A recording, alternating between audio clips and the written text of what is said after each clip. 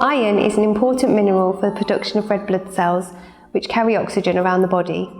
It is also essential to maintain a healthy immune system. Plant-based foods can be rich in iron, and it is possible to get all your requirements on a vegan diet.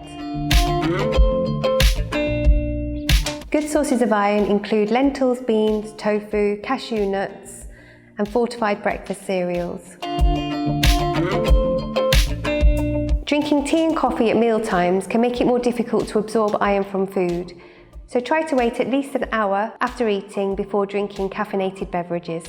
Adding vitamin C to your meal can help aid iron absorption, so try and include foods such as Brussels sprouts, broccoli and peppers.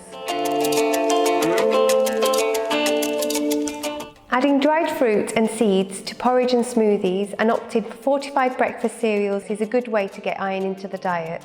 You can also snack on dried fruit and nuts between meals. The minimum recommended intake of iron is 8.7 mg for adults daily. However, those who menstruate and teens have a higher requirement. For more information, you can visit the Vegan Society website. If you have any special requirements or have any concerns, please see your GP for referral to a dietitian.